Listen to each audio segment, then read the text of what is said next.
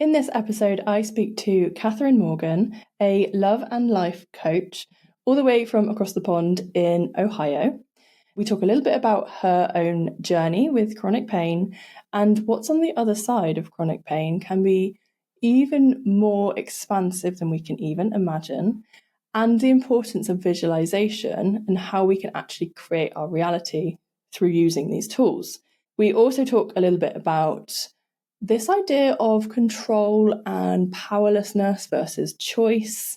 And we talk about the subconscious mind and how our body is often looking for pain when we get stuck in those cycles. Talk a lot about joy and the nervous system. So I hope you enjoy this episode.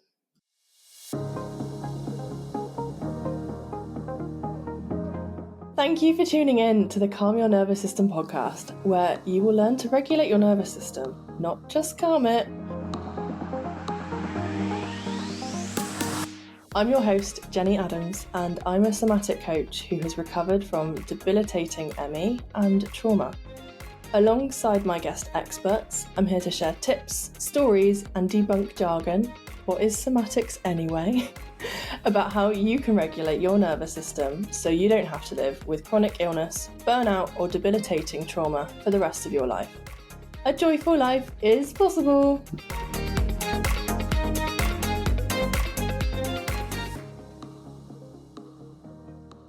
So, hi Katharine, thank you for joining me across the Atlantic. You said you're in Ohio? Yeah, Cincinnati.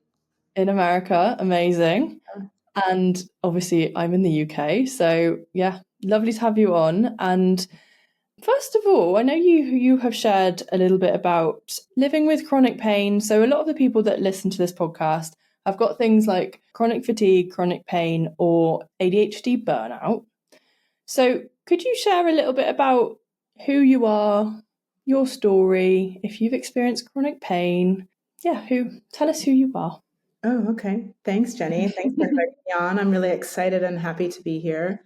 My story is when I was a kid, I had chronic stomach aches. And from when I was a baby, I won't talk too much about my story, but my mom said I couldn't digest, and they couldn't figure it out. And then she put me on special milks. And as I grew up, it went away. I went through childhood and I always kind of noticed I couldn't really eat and feel comfortable, but it was never really a bigger issue until I hit puberty. And I think all of my hormones kicked in and I was just doubled over in stomach aches all the time. Wow. And of course, went the modern medicine route, trying to diagnose what was going on. And I was diagnosed with a medical condition called malrotation of the intestine, where before you're even a fetus and your body is growing, you grow into your organs and your spinal system, basically. And as your organs come into the body, they take a 365-degree turn, and mine didn't make that full turn. So through my stomach pain and through multiple tests, they discovered that I had this malrotation, and I was 14 and went in for, to read the scan with the radiologist, and I was admitted for emergency surgery, the next morning. So wow. Yeah, with a liver specialist who went in and really just removed the fascia lining of my abdominal, because you can't move all of the organs once they're in the right location or their chosen location, let's put it that way. So they moved a lot of the fascia, tucked in my appendix because it was wasn't in a identifiable, predictable place. And after that, my recovery has been lifelong, figuring out what I need to not be in pain, because digestion for me is uncomfortable. It's a process that, through trial and error, I've figured out. Body movement's really important to me. I was really young. At 16, I started studying self-hypnosis, studying the subconscious mind with a doctor who wrote the book, on self-hypnosis. And his text is just, he's passed. His name was Dr. Wester. but I have his textbooks and I've studied it extensively. So I work with clients. I'm one of the proponents of hypnosis. And really, hypnosis is just working with your subconscious mind to balance out, the messaging that especially when you're in pain, to calm the nervous system down, peripheral, autonomic, to just relax. And because when I was learning, Dr. Wester told me a story of one of his colleagues who was taking his children to school and somehow cut his finger off, sliced it, Wow. and was Ouch. able, using his skills of self-hypnosis, to calm himself down enough to wrap his finger, take his children to school, and then go and have his finger operated on without any medication, Without medication? without any anesthetic. He had calmed himself to a place just working with his subconscious mind. I can't say that I like medication. I have 5 kids, so I'm a big advocate of the epidural and, whatever you need, because modern medicine is so beautiful, when you figure out what works for you holistically and, with help of doctors. Yeah, and it's finding that it's having that choice, I guess, and exactly as you said, it's what works for you specifically. Mm-hmm. And that's really Yeah. interesting, actually. You say about the finger thing, because I was actually in surgery a week ago today, having surgery on my ears, and through the nervous system work that I do and I take my clients through as well, I looked at my my aura heart rate levels afterwards, Mm-hmm. and you can see this big spike of obviously where I'm stressed going Right. into the operation, and then it drops into relaxation. So obviously I'm anxious, and then I've calmed myself down enough to have surgery, and I feel like these are some of these really incredible tools that once you understand things like, because we, some of us, we have to have operations, Right. stuff happens in life that it's not just nice to do to feel a bit calmer. These can be really life-changing tools. Absolutely. And to see the visual evidence of it and on your aura ring, because it's like yoga, you stretch one side, and it's really important to see, like, wow, I can stretch my right arm farther than my left. Mm-hmm. Just to see after stretching my arms, like, that there's a difference.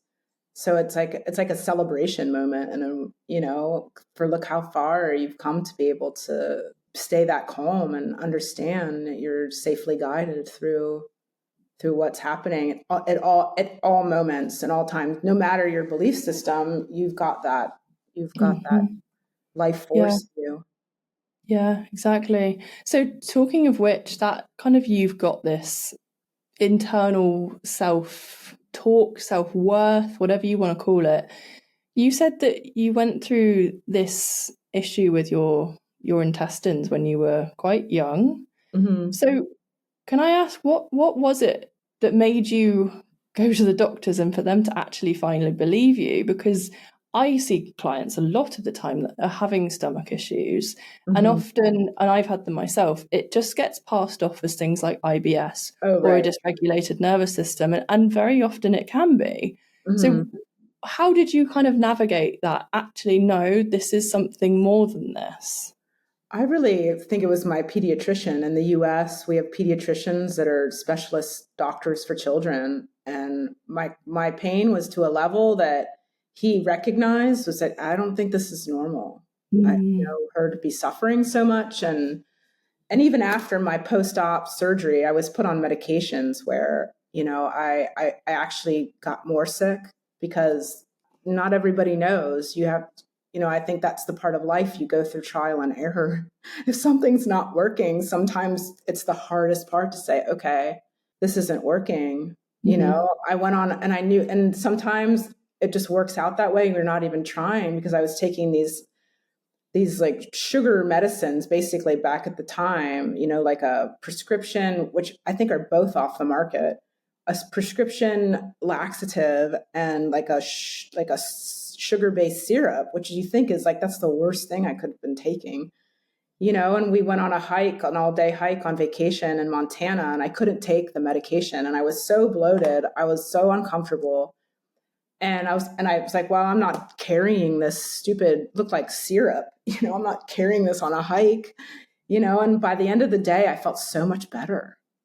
For not taking it? Yes. And my Wow. pants were loose. Like I was wearing pants that were way too big for me because I was so bloated. And I was like, I'm Mm. not taking that anymore. I'm like, Wow. I think I just really need to figure out moving my body, Mm. and what I can and cannot eat is essential. Weeding out, I can't eat like hydrogenated oils, like high fat fast food. I can't do. I mean, obviously I do it sometimes because I'm human. Yeah.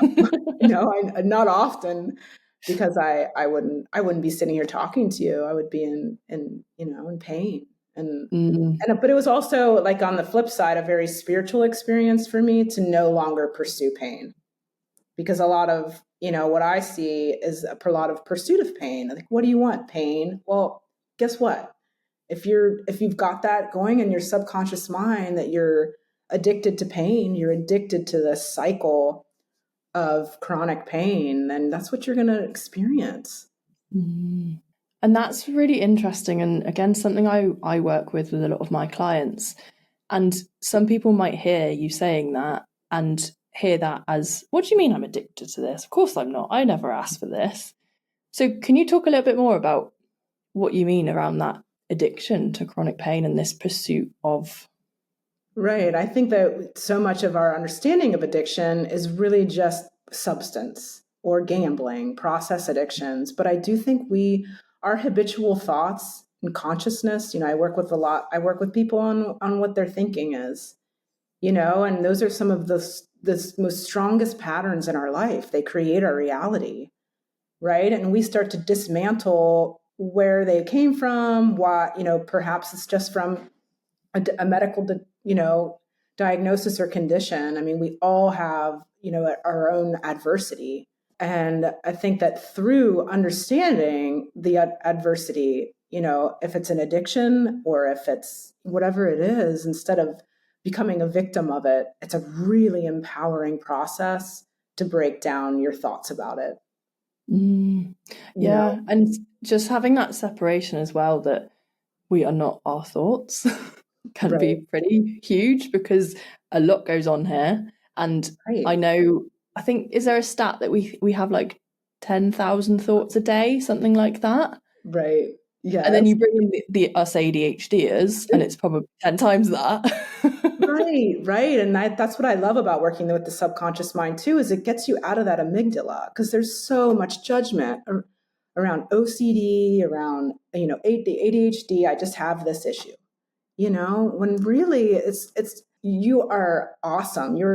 I feel like some of the, my clients, my contacts that are diagnosed with these things, they're the high achievers. Oh, We are yes. the ones that are making changes, because we're so highly activated. And it's really being able to channel that, whether it's anger, whether it's, repetitive OCD. It's like looking at our desire to control and saying, Yeah. And a lot of the people I work with as well, and listeners might resonate with this, are often women that are high achievers. They are the go go go, always doing something, always busy, always wanting to help other people as well. mhm, And sometimes the hardest thing to do is actually to slow down and look at, okay, where is this drive coming from? And that word control, and I kind of see control in two different ways. There's the holding on, the gripping, that I need to control this or everything's gonna go to shit. And then there's the, okay, I'm in control of my response, mhm. myself. So yeah, can you talk a little bit more about that? Well, Like just in how would saying you address that, how control? how different they both feel, Yeah. just in your voice, like the Mhm. gripping, the lower I like to explain it too. Like, I was talking to a client last night about being low vibe, being caught up in the drama, of family, of these situations where she's also brilliant, a high achiever, and I'm like, well, think about the vibration. of being with family that most likely, for lots of different reasons, there's jealousy, there's different things at play, right? And that's just such a lower vibration, like gripping, controlling, who's going to be there, what are they going to say, and as opposed to I'm in control of my responses. In this moment, if I need to go to a place that's difficult, like a family gathering, for example, I can take a vow of silence. Yeah. And really be conscious of what I say, and only saying what needs to be said. Yeah. Me from my 100%. own inner responsiveness. And that way I can stay in control of my pain. Because for me, it's like any activation, it can be very painful, and it can take me personally a little while to get over. If someone says something unconsciously around me that I'm like, the old me used to be very offended. How dare she say that about me? But now that I understand that, oh, there could be a trauma bond between these people that they are unconscious of. And so I may not see them that often, but being around me triggers that, someone being out of their power. Because I feel like once you really gain control of your pain and know what it is, you're where it comes from, you stay in your power. Yeah, and that's the word that came to me then with this control, the gripping versus the kind of acceptance, is it's almost like there's a powerlessness and therefore I have to control versus choice of how to react or respond. And yeah, Yes. that acceptance of being conscious. Right. And powerlessness is a big part of the 12 steps in any addiction, recovery program, admitting that the powerlessness is a really, wonderful way to really gain responsibility, accountability, and have a lot of fun. You can have a lot more fun when you are in charge of you. Yeah, 100%. And I A think practice. yeah. And when you say powerlessness, I've not been through a 12-step program, so I don't know too much about it, but I do know from a trauma perspective, often our trauma comes from a young age of being powerless, and our only option is to drop into that dorsal, that freeze response, and that gets stuck in our body. So it makes sense. Those of us that have things like chronic pain, chronic illnesses, ADHD, trauma, PTSD, any of this stuff, that the worst thing we could possibly do is go back to that place because it felt so petrifying that all we Right. could do is drop into a freeze response. And what's the antidote? Oh, if I feel powerless, I'll try and control. I'll Right. try and make sure everything is the way I want it to be. And I Right. used to live like this. I would plan everything. I used to have panic attacks when I'd go out. I would think, okay, well, if I drive to this supermarket, I know I can park here and it means I can walk this many steps. And these are the clothes I'll wear because they'll be more comfortable than those. And there was just so much effort and energy spent on trying to control things. Whereas now I approach life with, okay, well, if I got into it, I can get out of it. Right. I've got this. I've been through shit. I've got through shit. Right. I've come out the other end.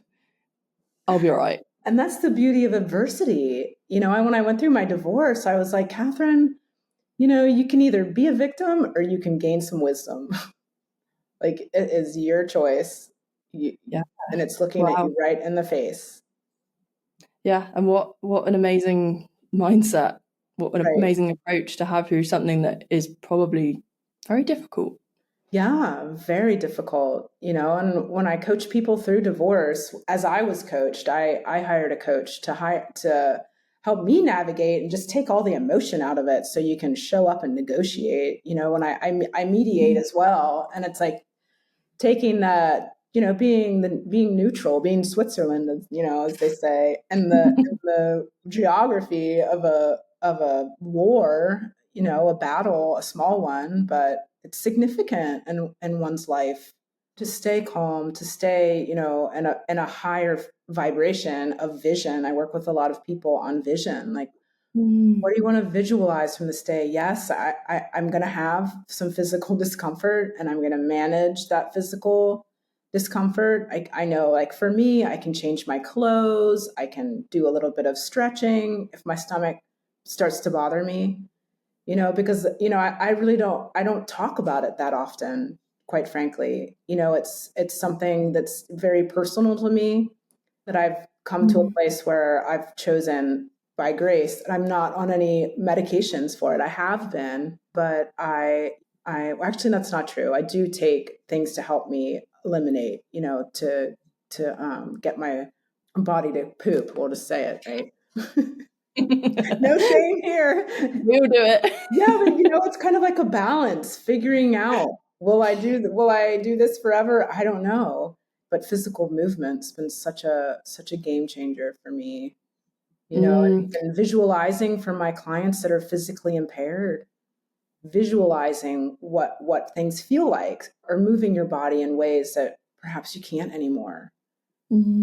So tell me a little bit more. What does that look like? This idea of vision and visualization. It sounds like it's really helped you manage your stuff. And I've written books, actually. 3. There's going to be a series of 5, and I'm releasing the first 3. One shortly, called 365 Days of Freedom, and because it's not an overnight process, and then the book is broken into small things to read every day to really provoke your mind. And human evolution, when we started to watch sitcoms, our attention span started to change and we weren't as stimulated by reading. Like a lot of video, people like to listen, obviously, to your beautiful podcast. And so breaking it down to like thought-provoking things every day is really what's catapulted me to where I am over the last 5 years. So it's a process and it's a patience to be and live an extraordinary life when there's adversity. It really takes inner character and inner curiosity. Really, what's going on in there? Yeah, and there can be such hesitancy and resistance to just being able to get curious that we just push again. I don't want to feel this pain. It needs to go away. I need to change it. Right. And I found with my own chronic pain journey, as soon as I started to accept that it was here and to just look at it and maybe ask, does it need something from me? What does this look like? How big is it? Is it warm? Just getting curious with what it is. The loudness of it just kind of quietened down. Right. That's so beautiful. Yeah. The noise, right? So with your new books, and that's incredible, you've written 5 books? Well, I'm editing the last 2. Okay. Yes, I know. It's my passion. People are like, how are you doing that? Because I do have 5 Yeah. kids and, a business, but I think it's when you're passionate, and I'm a big advocate of self-expression, especially for women. Just paint whatever it is you enjoy to do. Take a minute to do it, whether it's sewing, whether it's walking, whether it's painting, coloring. Yeah. It's very therapeutic just to do something that you enjoy. Yeah, because we're not put on this earth to just pay the bills and die. No, there's a lot more we can do. And for me, I really think it's part of evolution of our humanity to speak, you and I speaking like this so intimately across Earth. It's really there's a book, Celestine Prophecy. I don't know if you've read it, that talks about this ancient Inca, that like this is written in these old, I think it's Inca, but these old scripts, from South America, that it's part of evolution for us to connect worldwide. Yeah. And I definitely feel over like how my business has been the last few years, I've gone from very much being local in my small town, and I just feel caged in with just working locally, that I realise I need to be I need to be worldwide. I mean, I spoke to somebody in Australia this morning. You're in the US, I'm in the UK. Right. I messaged a friend who's Canadian and is in Mexico at the moment earlier. There's all these worldwide connections, and this is Right. the last few hours I've And how spoken to all these people I across know, the and world, and like I love it. how you and I met in a larger Mm. community of like-minded women and men that are bettering themselves from a centered place within, and then we're able to encourage each other. Because that's what I started to realize. I'm like, where everybody needs encouragement. When I started coaching, I was like, everybody does, because Yeah. shame is what is it is. I'm not going to give it any source, but once you release the shame, then it's like, yeah, I can talk about poop, and I can talk about, because it's just really part of life. Yeah, exactly. Feeling And really good in our physical bodies, because that is where I'm really joyful, when I feel good in my physical body. mhm. Yeah. And vice versa, when you're not feeling good in your body, it affects how you feel mentally as well, Well, right? there's brain triggers, that when I'm in chronic pain, or like post-op or surgery, there's two triggers. It hits two parts of your brain to isolate, and then to be depressed, so that you don't go out and do something to hurt yourself. Yeah. Like, you need to stay home. You need to watch Netflix and chill, Yeah. and then, but it's a double whammy, because then you're like, whoa, you know, this is really, really hurting me emotionally, mentally, physically, and spiritually. And I feel like that's where a really strong spiritual life can be almost essential, to say, hey, Mm. there's an angel, or there's a higher self, whatever it is, it's in a Mm. source that's encouraging me to heal me. So could you share a little bit more about that? Because I found it fascinating that you said that you found self-hypnosis at 16. Mm-hmm. What took you on that path, and yeah, what's this mean to you? Really, my mother was very, had heard about it. She's very curious, she's very smart, and had signed me up to go to this doctor, because my chronic pain was interfering with my teenage life. And so it was recorded on several different cassettes, which I, do for clients. What's really interesting to me is how subconscious work's kind of gone out of fashion, which I've learned through my research for, the body keeps the score. He talks about how it's come out of fashion to work with the subconscious mind, and just simple conversations within yourself to build an inner sanctuary within you, where you're safe. Mm. Even though your body can be telling you otherwise because it's hurting, that there's some skills and tools to just slow down your nervous system, because that Mm. back end is running at all times. It's giving me messages right now that I'm not aware of. Yeah, yeah. And that's so interesting you say the subconscious work is going out of fashion. I mean, at least in the world I'm in, there seems to be a lot of focus on the body and somatic experiencing and trauma. Mm-hmm. And if you look at this kind of the vagus nerve, we've got 80% coming from the body to the brain. So Which it, is it, it makes sense more of the body is mm-hmm. being looked at now, Right. but it still has to be a two-way thing. And this is one thing that I've noticed with my clients is, and I would say about myself as well, unless your mindset changes, you're not going to change. Right. If I went back to living the way I lived when I was ill, I'd be ill again now if I had Mm-hmm. that same mindset. Right. And there's a lot, it's almost like an ego death, isn't it? When you have to start questioning all this stuff up here isn't always true. Right. And maybe there's some deeper stuff that's kind of like driving Right. And that this. wants your attention. Yeah. And, if it wants attention, why are we not giving it attention? Can we Right. get curious? Can we see what's going on with that stuff and Right. not And just that's where overthinking it? self hypnosis, you're really working, you're aligning the physical world with the world inside of you. For, you imagine your arm moving, but you imagine a balloon, for example, moving your arm. And so that you can be aware that you are in control of this, of the body, Ah. through your imagination, through your subconscious mind, through your thinking and your patterning. And you're meant to be exactly how you are. And you're here for a lesson. I mean, and it's really wonderful to see it working through children, because like for me, imagining a child learning at a young age to control chronic pain, that right there is changing a significant group in the world, like me, because I learned this at such a young age. I've been practicing it for so long. It's easy for me to teach other people to put it into their own practice, to just a reminder that, wow, I have a lot more of this control within me. And then, once you change the controls within you, who's in charge, then your outside reality shifts. Mm-hmm. Yes, 100%.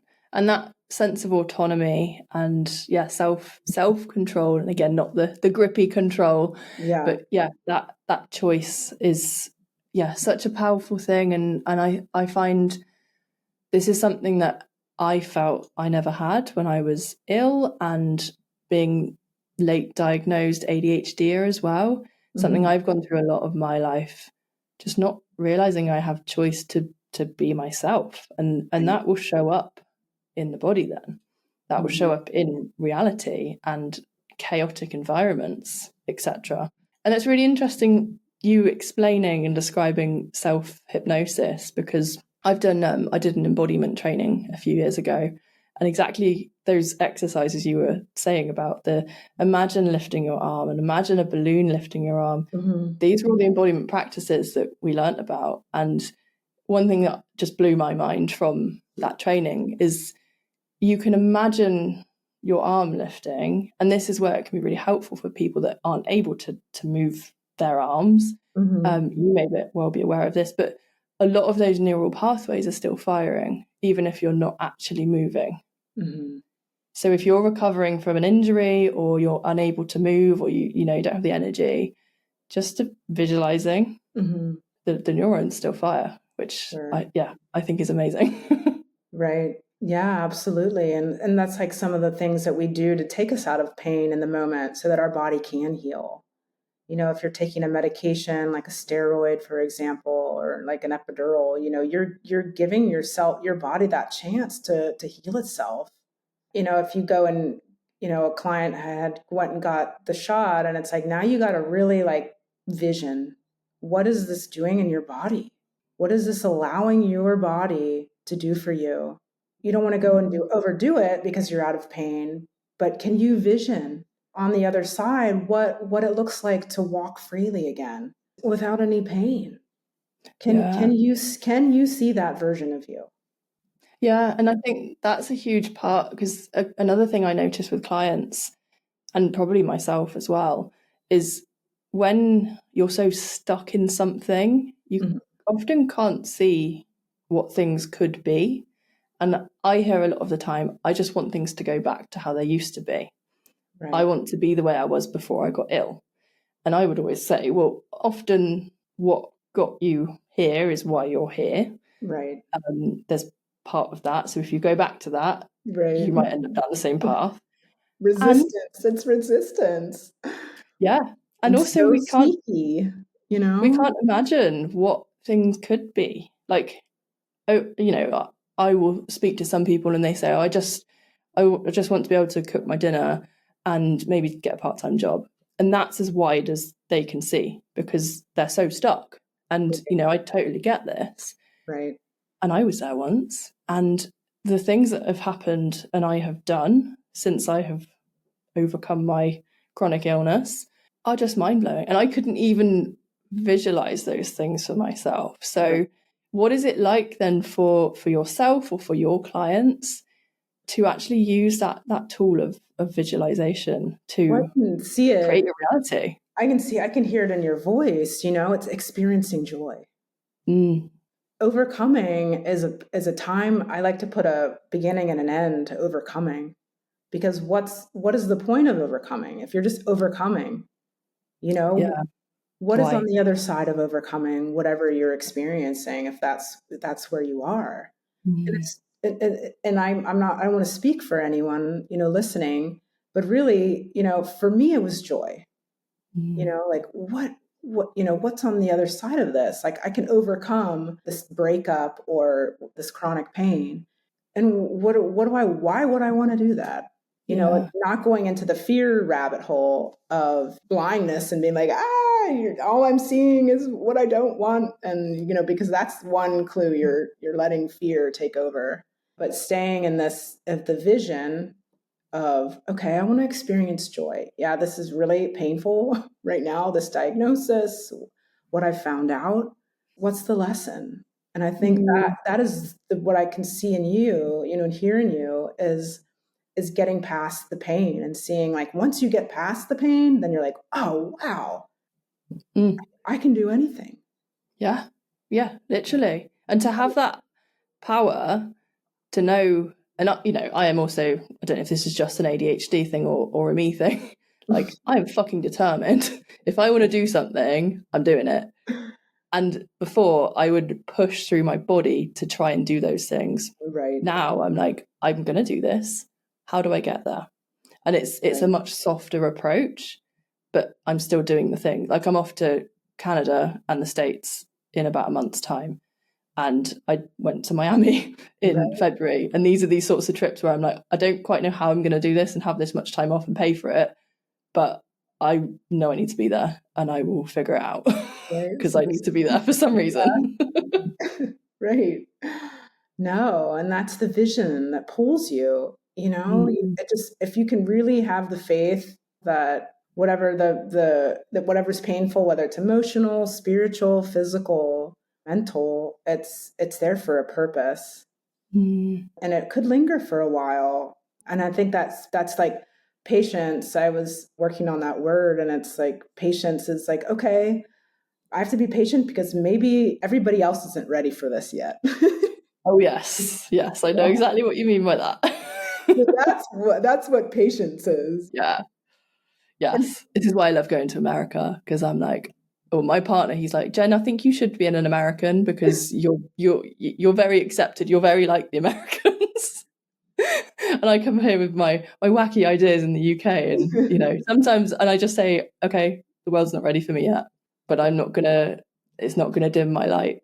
no, and you still have some of those unfortunate, like, ideas that are predominant, where it's like the row of tulips, and what happens to the tulip that pops up the highest? It's like, it gets Yeah. cut, Yeah. and it's like, no, I might be the brightest and boldest and tallest tulip, but and I can stand in that light. I can be in my power and say, Mm. and I feel like that's the whole gift of spiritual aid, is turning around. And it's like a hurt that we've had all these hurricanes, and a lot of people surviving the hurricanes have a really difficult time. There's a very high suicide rate, and when you've lost everything, and Mm. one of the most powerful things that happens in those communities is the giving back, the survivors of hurricanes going and giving back to other people that have also suffered loss. And it's a really great aid for overcoming your own adversity, to experiencing, wow, I just gave somebody a can of beans and made their day. It can be as Yeah. simple as that. Yeah, amazing. And I think, that's what got me into the work that I'm doing is it's giving back to the people that I can recognize I was that person Hmm. once. And yeah, to be able to give back and to support is that like a spiritual thing? Is that a trauma processing? There's just something so human about that connection. And someone helped me when I was struggling, and I'm going to help someone else when they're in their struggles. Right. Something, yeah. For me, So, it's very spiritual, because if I get my ego in there, then my ego's like, they don't want that. You need that. And mm, you're not going to get any can of beans from anywhere else. And then all of a sudden, somebody gives you a basket of food to give away. I think when you're open with a vision of the extraordinary, then the unlimited really does open up. Yeah. And I'd love to go back to what you said about joy before, and this idea, because from a nervous system perspective, and they've done studies on this, that you're more likely to be motivated to run away from pain, to get away from something, as opposed to move towards something joyful.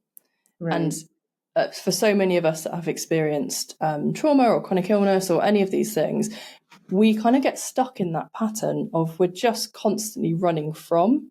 And like you said, you get to that point where you've overcome, and now what?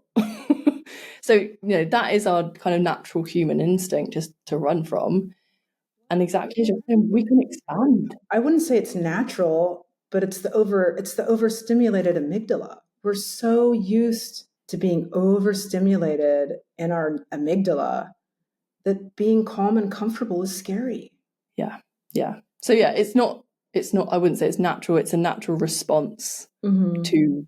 Sure, that is the positive, helpful response of the ego, the self-protective measure to, if there's a dog running after you, you got to run. Yeah. But the problem is with our memory and our subconscious mind, we can imagine the dog and it's not there. And that's where we start to frighten ourselves. And sometimes, with my clients, I'm always like, if something happens and you've experienced trauma, the depth of your emotional response is very sensitive because you've felt deeply. Let's put it that way. You felt very, very deeply. Yeah. And to check in with your reality, this is another in recovery in the 12 steps.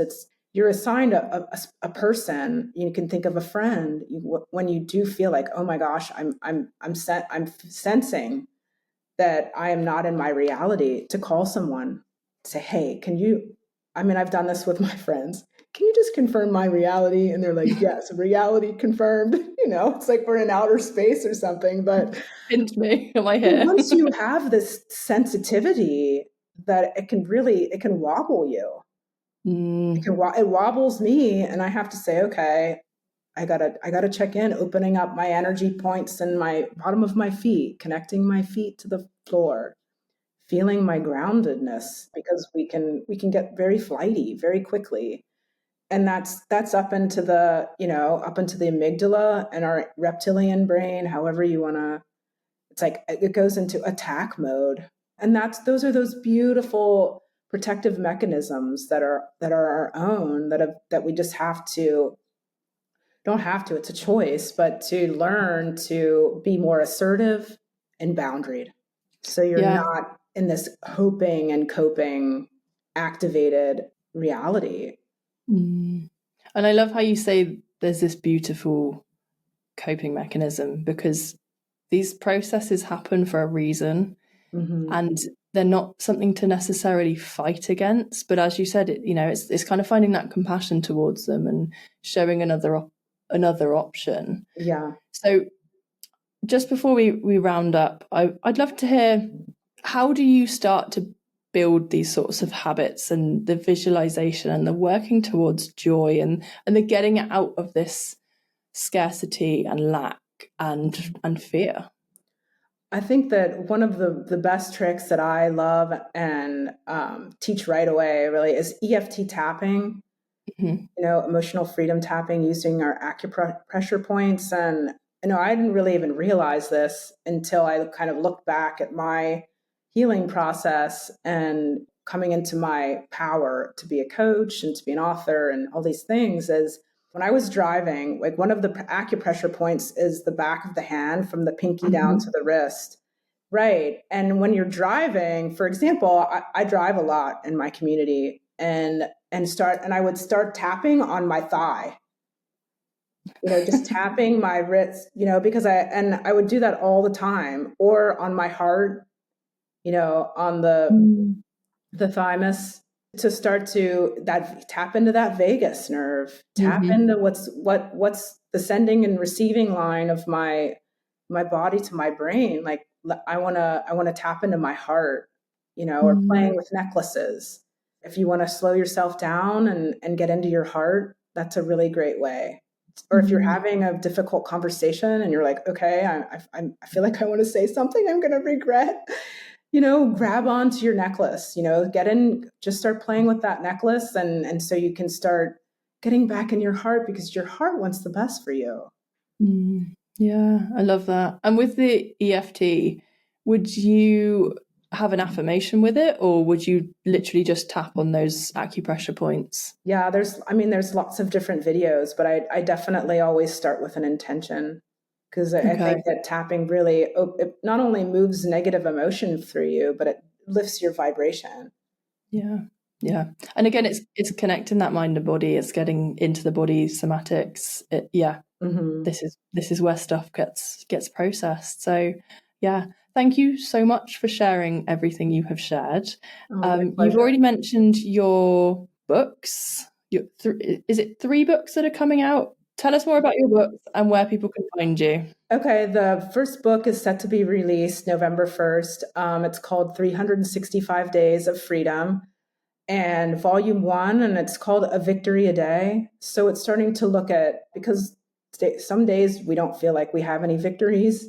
And if you compile a lot of those days together, then you're in the doldrums, right? And so the book is centered around one thing a day to get you thinking above the doldrums. And over time, it increases your ability to really listen to your own inner voice, listen to my own inner voice. It's really a very personal process for me that I'm sharing, because it doesn't happen overnight. And so 365 Days of Freedom, you can find it pretty soon through Instagram, Amazon, and then on my website, katharinemorgan.com.